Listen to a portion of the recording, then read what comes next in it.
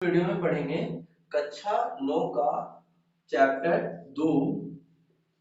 Chapter 2 का नाम है socialism in Europe and the Russian revolution. सबसे पहले हम चैप्टर का मतलब समझते हैं और ये चैप्टर किस तरह है वो सारी चीजों वर्ड में क्लियर हो जाएगा। तो हम सबसे पहले ये वर्ड में सबसे पहला वर्ड चैप्टर में आया हुआ है सोशलिज्म। सोशलिज्म मतलब अगर निकाला जाए तो इसका मतलब लिख ले इक्वल डिस्ट्रीब्यूशन। इक्वल डिस्ट्रीब्यूशन का तात्पर्य ये होता है कि इक्वल डिस्ट्रीब्यूशन का तात्पर्य होता है कि इक्वालिटी कोई भी चीजों में बढ़ना, इसको कहते हैं इक्वल डिस्ट्रीब्यूशन। ये किसका मतलब है? सोशलिज्म का। यूरोप एक कंटेंट है। कंटेंट मतलब महाद्वीप है।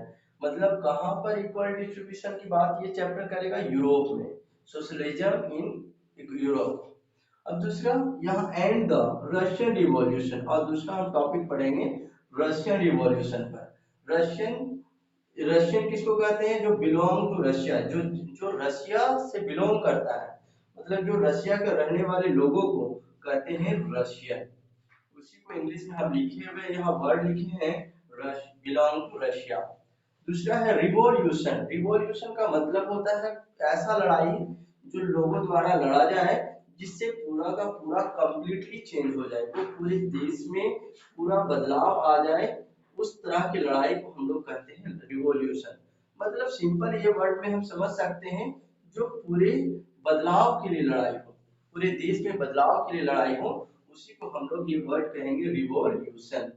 समझ गए? और यहाँ पर हम दो टॉपिक पे बात करेंगे। पहला यूरोप में इक्वल डिस्ट्रीब्यूशन का, दूसरा हम इस चैप्टर में चर्चा करेंगे रशियन रिवॉल्यूशन, मतलब रशिया में बदलाव। इस चैप्टर को समझने से पहले इस चैप्टर का बैकग्राउंड जानना होगा। बैकग्राउंड का तात्पर्य ये होता है कि इसके पीछे की बात को जानना होगा, तब ये चैप्टर अच्छी तरीके से समझ में आएगा।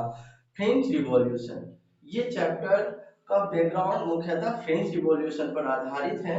देखिए फ्रेंच रिवॉल्यूशन, फ्रेंच रिवॉल्यूशन हुआ तो उससे हम लोग को तीन बातें, हम लोग तीन चीजों का आइडिया आ गया।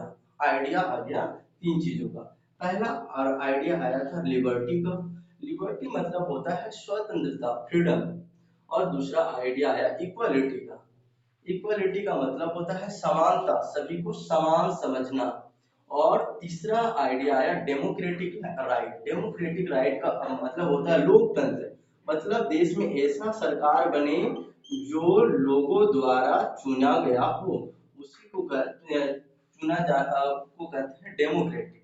और डेमोक्रेटिक राइट का मतलब होता है कि अपने राजा को चुनने का अधिकार। तो हम लोग को यहाँ फ्रेंच रिवॉल्यूशन से हम लोग को तीन आइडिया मिला।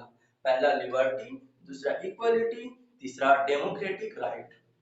और लिबर्टी का मतलब स्वतंत्रता, स्वतंत्रता आजादी रहने का अधिकार आइडिया मिला। दूसरा समानता का, समानता का आइडिया मिला, सभी को समान समझना, इक्वल समझना। और तीसरा आइडिया मिला डेमोक्रेटिक राइट, मतलब अपनी राजा को लोगों द्वारा चुनने का।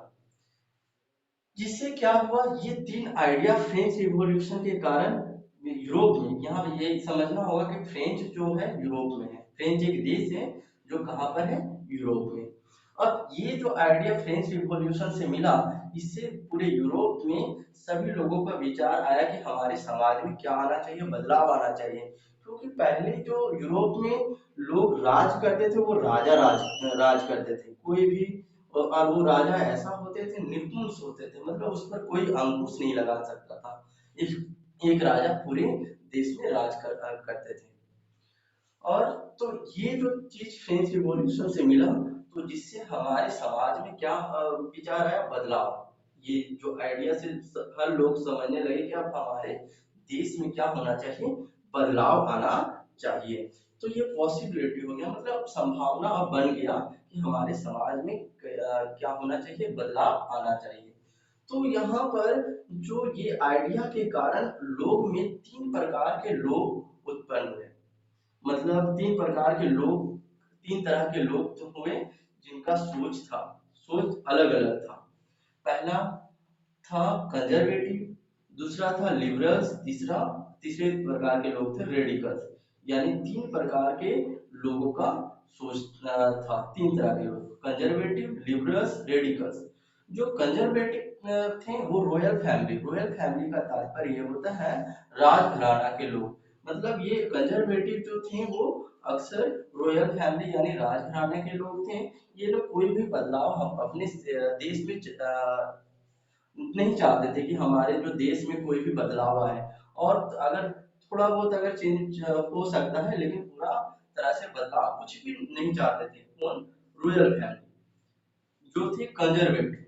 तीसरे प्रकार के लोगों का सोच था उसको कहते हैं लिबरल्स। लिबरल्स में अक्सर जो लोग आते थे middle class family. Middle class family, upper middle class family. Upper middle class का फैमिली मतलब समझेंगे कि जो अमीर लोग थे, अमीर लोग थे, ये लोग धीरे धीरे बदलाव चाहते थे। और तीसरे प्रकार के लोग थे रेडिकल्स।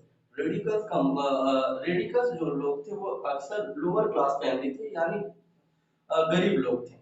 और गरीब लोग जो थे वो अपने समाज में तेजी से बदलाव चाहते थे। यानी हमको यहाँ समझना होगा कि ये जो है ये चेंज समाज में बदलाव लाया। और फ्रेंच रिवॉल्यूशन से जो आइडिया मिला उससे सब लोग क्या समाज में बदलाव लाने के लिए सोचने लगे। और इससे तीन प्रकार के लोग का सोच उत्पन्न हुआ। तीन प्रकार के लोग में कुछ लोग कंजर्वेटिव थे जो कुछ भी बदलाव नहीं चाहते थे, वो अक्सर रॉयल फैमिली से बिलोंग करते थे। दूसरे प्रकार के लोग थे लिबरल्स जो अपर क्लास फैमिली से बिलोंग करते थे, जो वहाँ यूरोप में धीरे धीरे बदलाव चाहते थे। और तीसरे प्रकार के लोग थे रेडिकल्स जिसको कहते हैं अपर, जिसमें अक्सर लोग थे लोअर क्लास फैमिली, वो अपने समाज में धीरे धीरे बदलाव चाहते थे।